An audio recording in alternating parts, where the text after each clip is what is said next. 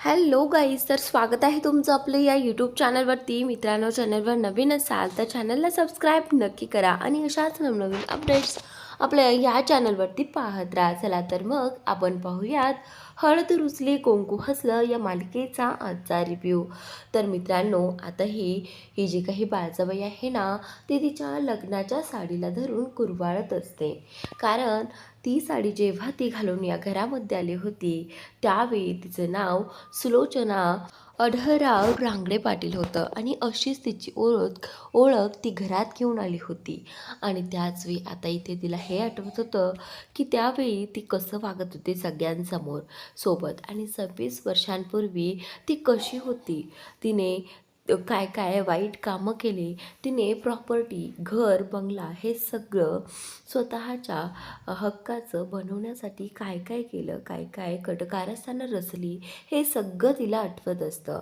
पण या सगळ्यात ना ती एक गोष्ट विसरून गेली. तिला अढळरावांची साथ कधीही मिळाली नाही आत्तापर्यंत. तरी ती कधीही सुखाने तिने संसार केलेला नाही आहे. तर आता इथे तेवढ्यातच तिथे ही येते, कृष्णा येते आणि कृष्णा पाहते आहे की बाळजाबाई ती साडी कुरवाळत आहेत. नक्की का करत असतील, यांच्या डोक्यात काय विचार चालले असतील, हा विचार आता कृष्णाच्या डोक्यात येतो. आणि कृष्णा तिथे आल्याच बाळजाबाईला म्हणते की बाळजाबाई, काय झालं, तुम्हाला पहिले काही दिवस आठवले का? तर आता इथे बाळजाबाई जी आहे ती बोलते की हो ना कृष्णा, बघ ना, मी कशी वागायचे ना सगळ्यांशी. कधीही कुणाशी चांगल्या पद्धतीने वागले नाही, कधीही कुणाचं मन जपता आलं नाही मला. आणि बघ ना, आज तेच माझ्यासोबत होत आहे. तर त्यावेळी आता कृष्णा बोलत असते की बाळजाबाई, हे पहा, तुम्ही काळजी करू नका, सगळं काही व्यवस्थित होईल. तर आता बाळजाबाई जी आहे ते कृष्णाला म्हणते आहे की कृष्णा, मी आत्तापर्यंत सगळ्यांनाच खूप त्रास दिला, पण मला या सगळ्याचा खूप पश्चाताप आहे. पण मला माझी ओळख पहिली सुलोचना अढळराव रांगडे पाटील अशी हवी आहे बघ. फक्त तेवढीच इच्छा मला माझी राहिली आहे. तर आता कृष्णा बोलते की हे पहा बाळजाबाई, तेही एक ना एक दिवस नक्की होईल, तुम्ही जरा धीर धरा. कृष्णाला वाटत असतं की बाळजाबाईने एवढं मनाला लावून घ्यावं नाही, जे झालंय ते झालंय. पण आता तर तुम्ही बदलला आहात ना, पण आता तरी तुम्ही इथून पुढे न टेन्शन घेता राहा, असं आता इथे कृष्णा बाळजाबाईला सांगत असते. तर त्याच वेळी आता इथे कृष्णा बाळजाबाईला म्हणते की तुम्ही एक दिवस नक्कीच सुलोचना अढळराव रांगडे पाटील बनाल. आणि मला खात्री आहे, कारण सुलोचनाला माहिती असतं की अढळरावने आणि तिचा डिवोर्स होणार आहे. आणि हे सगळं माहिती असून देखील आता ती या घरात राहत असते. कुठेतरी तिच्या मनाला खूप लागतं की तिच्या वागण्यामुळेच अढळराव तिच्यापासून दूर गेले आहेत. पण आज तिला त्याची जाणीव होत आहे की फक्त पैसे आणि धन दौलत हे सगळं नसतं. आपल्यासाठी आपली माणसं, आपल्यासाठी आपण जपलेली माणसं महत्त्वाची असतात. आज तिला कुठेतरी हे कळालेलं आहे आणि त्याची जाणीव देखील झालेली आहे. त्याचमुळे आता कृष्णाने बाळजाबाईंना वचन दिलं आहे की सगळं काही व्यवस्थित होईल, त्यामुळे तुम्ही काळजी करू नका, असं म्हणत आता इथे कृष्णाच्या गळ्यात पडून ती रडत असते. तर त्याचनंतर आता इकडे सगळेजण बसलेले असतानाच कृष्णा देखील येते आणि ते चौघेही जण गप्पा मारू लागतात. आता त्यावेळी ते चौघेही जण बोलत असतानाच इथे हा जो मैनावतीचा मुलगा आहे तो कृष्णाला म्हणतो की कृष्णा, तुला भेटण्यासाठी काही बायका आल्या आहेत. तर आता इकडे दुष्यंत जो आहे तो आबांकडे बिझनेसबद्दल काहीतरी बोलत असतो की आपल्याला असं काम करायचं आहे, मग हे लागेल ते लागेल, असं काही त्यांची चर्चा चाललेली असते. पण तेवढ्यातच या दोन बायका इथे येतात. दोन बायका आल्यानंतर कृष्णा जी आहे ती त्यांना ओळखत नसते. खरं तर त्या गावातल्या असतात असं त्यांनी सांगितलं आहे. पण त्याच वेळी कृष्णा जी आहे ती विचारू लागते की तुम्ही कुठून आला आहात. तर त्यावेळी आता त्या सांगू लागतात की आम्ही इकडून इकडून आलो आहोत, असं म्हणत आता इथे त्यांनी प्रश्न विचारायला सुरुवात केली आहे. तर कृष्णा बोलतं की तुमचं कसं येणं झालं, म्हणजे काही काम होतं का? तर त्यावेळी आता त्या बोलू लागतात की हो, ॲक्च्युली ते सरकारकडनं काम होतं. तर त्यावेळी आता त्या बायका ज्या आहेत ते सांगू लागतात की आम्ही ना एक NGO उभारला आहे, पण आम्हाला ना प्रोत्साहनाची खूप गरज आहे. म्हणजे पहा ना, आज तुम्ही गावासाठी काय काय केलं आहे, म्हणजे आम्हाला कळलं आहे की तुम्ही गावच्या सरपंच आहात आणि तुम्ही गावासाठी खूप काही केलं आहे आणि म्हणूनच आम्ही तुमच्याकडे आलो आहोत. आम्हाला तुमचं मार्गदर्शनही हवं आहे, असं आता इथे त्या बायका म्हणत असतात. आणि तसंही आम्ही त्या ठिकाणी काही सत्कार समारंभ ठेवला आहे.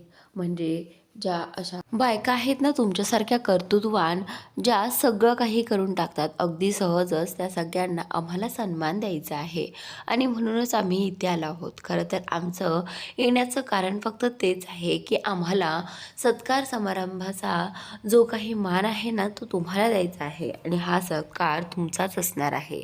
तर त्यावेळी आता कृष्णा बोलते की नाही, ह्याची काही गरज नाही.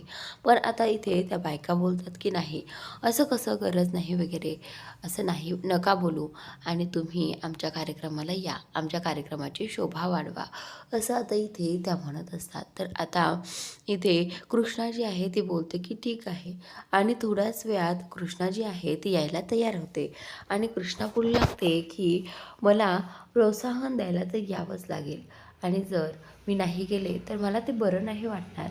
तर त्याचनंतर आता एक बाई जी आहे ती बोलते की हे पहा कृष्णा मॅडम, तुम्ही सत्कार समारंभाला या, पण तुम्ही तुमच्या सासूबाईला या बाईला तुम्ही तुमच्या सोबत घेऊन येऊ नका.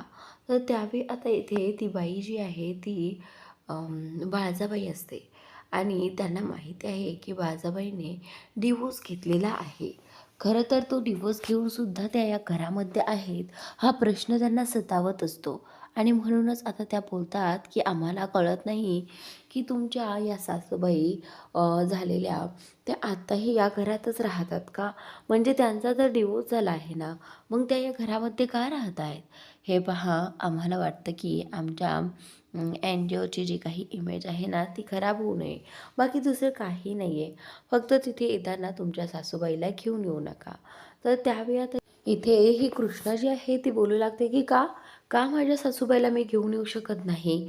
तर त्यावेळी आता ते सांगू लागतात की हे पहा, त्यांचा आधीच घटस्फोट झालेला आहे आणि तरीसुद्धा त्या या घरामध्ये राहत आहेत. म्हणजे या गोष्टीचा जर लोकांनी विचार केला तर नाही नाही नको, त्यामुळे तुम्ही कार्यक्रमासाठी एकट्याच या, बाळजाबाईंना घेऊन येऊ नका. तर आता इथे त्या बोलू लागतात की तुम्हाला तर माहीतच आहे ना लोकांचं कसं असतं. हे पहा, तुम्ही कार्यक्रमासाठी तिथे याल पण सगळी इज्जत आमची जाईल, त्यामुळे प्लीज तुम्ही त्यांना घेऊन येऊ नका. तर आता इथे ही जी काही बाळजाबाई जी आहे ती अगदी दुःखी झालेली असते, तिला खूप वाईट वाटत असते या गोष्टीसाठी. पण ह्या बायका जे काही बोलत आहेत ना ते चुकीचं नाहीच आहे. तर आता कृष्णा या सगळ्यांवरती, या दोन बायकावरती भडकले आहे आणि आता ती उभा राहून कृष्णा या दोन बायकाशी बोलत असते की तुम्ही एक बाई असून एका बाईचा असा कसा अपमान करू शकता, असं सगळं ती म्हणत असते. तुम्ही जर तो एका बाईचा मान ठेवला नाही तर बाकीचे लोक कसे काय ठेवतील. आणि हे पहा, तुम्ही एक NGO ओपन करायला निघाला आहात, पण तुमचे विचारच चांगले नाहीत, त्याचा काही उपयोग होणार नाही, नाही तर सगळं काही असंच हे होईल, असं आता इथे कृष्णा जी आहे ती त्या दोन बायकांना म्हणत असते. आणि हे पहा, तुम्ही येऊ शकता, जिथे माझ्या सासूबाईचा मान नाही, सन्मान नाही, तिथे मी पाऊल देखील ठेवणार नाही. तर आता इथे कृष्णाने त्या गोष्टीसाठी नकार दिला आहे. तिथे तिचा सन्मान जरी होत असला तरी घरी तिच्या सासूचा अपमान केला आहे आणि म्हणूनच तो अपमान तिला सहन झाला नाही आणि ती त्या बायकांना खूप काही बोलली आणि त्यांना सांगितलं की इथून चालते व्हा, आत्ताच्या आता इथून निघून जा, माझ्या नजरेसमोर दूर व्हा. अशा भुसकटलेल्या विचारांच्या बायकांसोबत मी कुठेही जाणार नाही. खूप काही बोलून आता इथे कृष्णाने त्यांचा अपमान करून त्यांना बाहेर काढलेला आहे. कारण ज्या प्रकारे तिच्या सासूचा त्यांनी अपमान केला तो तिला अजिबात सहन झाला नाही. तर आता हे सगळं पाहून ना खरं तर पूजाला खूप आनंद झालेला असतो. तर ह्या दोन बायका पूजानेच इथे बोलावलेल्या असतात, पण कृष्णाला याबद्दल काहीच आयडिया नसते. पण आता या माणसाला, मैनावतीच्या मुलाला मात्र कळालेलं आहे की हे जे काही झालं होतं ना ते सगळं फक्त पूजामुळे झालं होतं. पूजानेच त्या माणसांना, त्या बायकांना इथे बोलावलं होतं. तर आता इकडे पूजा आणि समर दोघेही हे सगळं पाहून खूप खुश झाले होते. तर आता पूजा आणि समर ठरवतात की चला आता ही आनंदाची बातमी आपण आईला देखील सांगूयात. असं म्हणत आता पूजा आणि समर दोघेही जण आईकडे आलेले आहेत.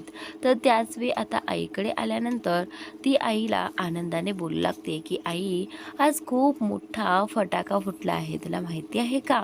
तर त्यावेळी आता आई बोलते की तुझ्या चेहऱ्यावरून तर असं वाटतं आहे की खूप मोठा पान उतारा झाला आहे. तर मग मला सांग, आता कोणाचा पान उतारा करून आली आहेस? तर त्यावेळी आता इथे पूजा जी आहे ती बोलू लागते की बाळजाबाई. तर आता इथे ती बोलते की काय, तू बाळजाबाईचा पाणउतारा करून आलीस? तर आता इथे पूजा बोलते की हो आई, हो, अगदी खरं ऐकलं आहेस तू. तर त्यावेळी आता हे ऐकून ना त्या पूजाच्या आईला खूप आनंद होतो. ती तर अक्षरशः नाचू लागते की बाई, तू काय मोठा पराक्रम केला आहेस. पूजाची आई पूजाला म्हणते की मला तर ना आज खूप आनंद झाला आहे बघ पोरी, तू हे जे काही करून आली आहेस ना त्यामुळे. तर त्यावेळी आता पूजा बोलते की हो ना, मला माहितीच होतं आणि म्हणूनच मी सगळ्यात आधी इथे आले तुला सांगण्यासाठी. तर त्याचनंतर आता इकडे बाळजाबाई जी आहे ती कृष्णाशी बोलत असते. कृष्णाला म्हणते आहे की कृष्णा, आज जे काही झालं ना ते अगदी सत्य होतं बघ. जर ते खरं नसतं तर त्या बायकांनीही माझ्यावरती बोट उचललं नसतं. पण बघ ना, मी माझ्या आयुष्यात किती चुकले. फक्त प्रॉपर्टी, धन दौलत या गोष्टीसाठी मी अढळरावांना मिळवलं होतं. पण आता बघ ना त्याचे सगळे परिणाम काय होत आहेत. तेव्हा तर काही कळत नव्हतं गं. पण आता सगळं काही हळूहळू लक्षात येत आहे. तर त्याचनंतर आता इकडे ही जी बाळजाबाई आहे ती एका ठिकाणी बसलेली असते रात्रीच्या वेळी आणि तिथे दुष्यंत येतो. दुष्यंत आल्यानंतर दुष्यंतला कळते की आईने खरंच त्याच्यासाठी काय केलं आहे आणि काय नाही ते. आणि आता कुठेतरी दुष्यंतलाही त्याच्या आईमध्ये बदल जाणवत असतो. म्हणूनच आता दुष्यंतला वाईट वाटतं की बायका जे काही आईबद्दल बोलले आहेत ना ते अगदी चुकीचं होतं आणि कुठेतरी कृष्णाने त्यांचं तोंड बंद केलं होतं. म्हणून दुष्यंत इथे त्याच्या आईबद्दल काहीही बोलला नव्हता. पण आज कुठेतरी दुष्यंतला वाईट वाटत होतं की त्याची आई आज कसल्या अडचणीत आहे. खरं तर आता या सगळ्यातून आईला बाहेर काढायचं असतं. म्हणूनच दुष्यंत जो आहे तो आता इथे तिच्याशी बोलण्यासाठी आलेला असतो. खरं तर ज्यावेळी दुष्यंत बाळजाबाईला बोलत होता ना त्यावेळी तिला खूप छान वाटत होतं की दुष्यंत स्वतः तिच्या काळजीपोटी इथे तिच्याशी बोलण्यासाठी आलेला आहे. ते तर फक्त मी टेन्शनमध्ये आहे पाहून बघताना. तर त्यावेळी आता इथे ती म्हणत असते की दुष्यंत, मी आधी जे काही केलं ना त्या सगळ्या गोष्टीचा मला खूप पश्चाताप आहे. पण मी हे लोकांना ओरडून आडून कसं काय सांगणार ना. तर त्यावेळी आता इथे हा जो दुष्यंत आहे तो बोलतो की आय कॅन अंडरस्टँड, मी समजू शकतो. मला माहिती आहे आज जे काही बायका बोलल्या आहेत ना ते अगदी चुकीचं आहे. तर त्यावेळी असं बोलल्यानंतर बाळजाबाईंना खूप आश्चर्य वाटतं की दुष्यंत स्वतः येऊन आज माझ्याशी एवढं छान पद्धतीने बोलत आहे. म्हणजे नक्कीच दुष्यंतला माझ्याबद्दल काहीतरी वाटलं असावं. आत्तापर्यंत दुष्यंत कधीही तिच्याशी बोलत नव्हता आणि आज एवढ्या वर्षातून दुष्यंत तिच्याशी बोलत आहे हे पाहून बाळजाबाईला खूप छान वाटतं. आणि त्यावेळी इकडे आता हे पूजा तिच्या आईला म्हणत असते की तुला माहिती आहे का, त्या बाळजाबाईचा चेहरा जो आहे ना तो अगदी बघायसारखा झाला होता. त्या बायका अशा फाडफाड तिचा अपमान केला ना तिच्या समोरच, असं कोणीही तिचा अपमान करू शकलं नव्हतं. आणि हे सगळं पाहून ना मला खूप आनंद झाला.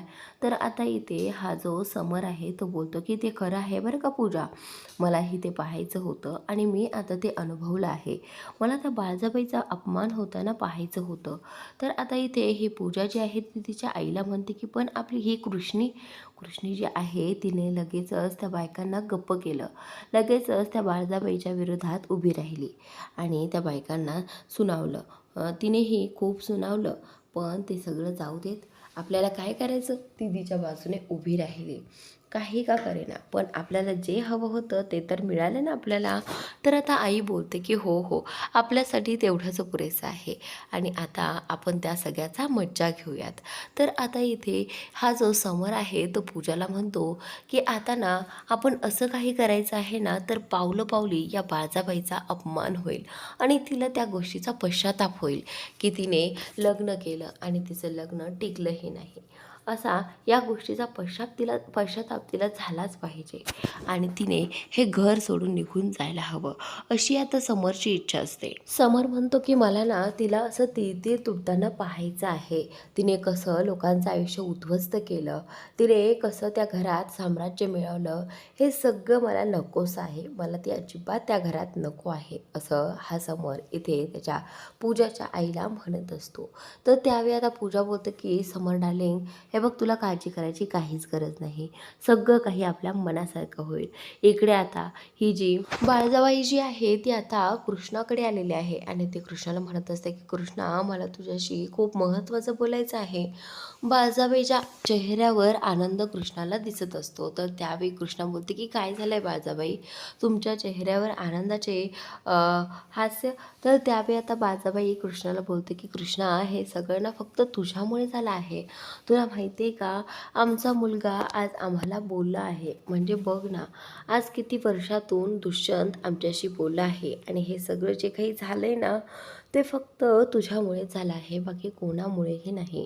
तर आता इथे ही जी काही बाळजाबाई आहे ती कृष्णाच्या हातावरती हात ठेवते आणि कृष्णाला बोलू लागते की कृष्णा, हे सगळं जे काही केलं आहेस ना, ते फक्त तू केलंस. आज ना मला खूप अभिमान वाटतो तुझा. मी ज्यासाठी तरसत होते ना एवढ्या दिवस, ते आज तू करून दाखवलं आहेस. तर त्यावेळी आता इथे कृष्णा बोलत असते की बाळजाबाई, तुम्ही कशाबद्दल बोलतायत? तर आता बाळजाबाई तिला सांगू लागते की तुला माहिती आहे का, एवढ्या वर्षातून दुष्यंत माझ्याशी आज चांगला बोलला आहे आणि तेही बोलला आहे. कधीही माझ्याशी न बोलणारा मुलगा आज फक्त तुझ्यामुळे माझ्याशी बोलला आहे, हे पाहून खूप छान वाटतं तिला. तर त्याचनंतर आता इकडे हा मैनावतीचा मुलगा तो आता या पूजाकडे आलेला आहे आणि पूजाला म्हणत असतो की आज जे काही त्या बायका घरी आल्या होत्या आणि बाळजाबाईचा अपमान केला होता, ते सगळं कुणी केलं होतं हे मला चांगलंच ठाऊक आहे. तर आता पूजा जी आहे ती त्याच्याकडे रागाने पाहत असते. पूजाला कळालं आहे की या माणसाला आता कळालं आहे की त्या बायकांना मीच घरी बोलावलं होतं. तर त्यावेळी पूजा जी आहे ती जास्त काही बोलत नाही, पण तो जो आहे तो बोलतो की आता या गोष्टीचा फटाका फुटलाच पाहिजे. म्हणजे हे सगळं कोणी केलं हे जर सगळ्यांसमोर आलं तर बघ काय होईल ते. तर आता पूजा रागाने त्याच्याकडे पाहत असते. त्याला माहिती आहे की आता पूजाची चोरी जी आहे ती पकडली गेलेली आहे आणि आता पूजाच्या तोंडावरती 12 वाजलेले आहेत. तर आता तो तिला विचारत असतो की मग काय करायचं? सांगायचं सगळ्यांना की आपण काय पराक्रम केला आहे ते? असं म्हणताच आता इथे पूजा गंभीर अवस्थेत त्याच्याकडे पाहत असते. पूजाला आता खूप भीती वाटू लागते की जर याने घरच्या सगळ्यांना सांगितलं तर की त्या बायकांना मीच इथे बोलावलं होतं आणि बाळजाबाईचा अपमान करायला सांगितला होता. आता खूप सारे प्रश्न इथे पूजाला पडलेले आहेत. पण आता इथे पूजाने त्याचं तोंड बंद करण्यासाठी काहीतरी नवीन प्लॅन आखला आहे. तर नक्की पूजा इथे त्या मैनावतीच्या मुलाचं तोंड बंद करण्यासाठी काही करेल की काय? तर आता इकडे अढळराव देखील त्या सगळ्या बोलण्याचा विचार करत असतात की बायका कशा बोलल्या होत्या इथे या सुलोचनाला, म्हणजेच बाळजाबाईंना. तर त्या गोष्टीचा ते देखील खूप खोलात जाऊन विचार करतात की एक घटस्फोट दिलेली बाई या घरामध्ये आणखीन काय करते? जर तुमचा घटस्फोट झाला आहे तर त्यांना सुटका द्या, या गोष्टीपासून त्यांना जाऊ द्यात, असं आता इथे त्या बायकांचं म्हणणं असतं. पण खरं तर अढळरावांना बायका जे काही बोलल्या आहेत ना त्या गोष्टीचं खूप वाईट वाटतं. खरं तर एका अर्थाने बरोबर तर आहे बायकांचं. खरंच गावातली लोक काय विचार करत असतील, कारण त्यांचा आणि बाळजाबाईंचा घटस्फोट तर झालेला आहे, पण कोणत्या हक्काने बाळजाबाई या घरामध्ये राहत असतील हा विचार लोक तर करतच असतील ना. हा विचार आता तिथे ते करत असतात. तर आता इकडे जी गोष्ट दुष्यंतने आईशी बोलली होती की आई, म्हणजेच तुमचा आत्तापर्यंत मी कधीही विचार केला नव्हता, पण त्या बायका जे काही बोलल्या आहेत ना त्या गोष्टीचा विचार करताच मला खूप वाईट वाटलं आहे, कारण तुमच्यामध्ये आत्तापर्यंत खूप बदल घडताना मी पाहिले आहेत आणि म्हणूनच मला या गोष्टीचं खूप वाईट वाटलं आहे. त्या बायका जे काही बोलल्या ते चुकीचं होतं. तर आता असं म्हटल्यानंतर इथे बाळजाबाईला खूप छान वाटतं की दुष्यंतने तिची बाजू घेतली आणि तिला समजावून घेतलं. हे सगळं आता तिने इथे तिच्या सुनेला कृष्णाला सांगितलं आहे. आणि त्यानंतर आता इकडे ही पूजा जी आहे ती आता थरकाप ओढते तिचा. कारण आता जर का हे बाजाबाईंना समजलं, कारण ऑलरेडी तिने एक चूक केलेली असते आणि पुन्हा आता एखादी चूक केली तर तिला माफी मिळणार नाही हे तिला चांगलंच माहिती असतं. म्हणूनच आता त्या मैनावतीच्या मुलाला घाबरत ती आता बोलते की हे बघ, तुला या सगळ्यामध्ये पडायची अजिबात गरज नाही आहे. प्लीज तू हे सगळं बाजाबाईंना सांगू नकोस, नाहीतर मला जाऊन त्यांची माफी मागावी लागेल. पण प्लीज असं काही करू नकोस. तर मित्रांनो, आजचा भाग इथे संपलेला आहे. पुढील भाग नक्की पहा आणि चॅनलला सबस्क्राईब नक्की करा. Thanks for watching.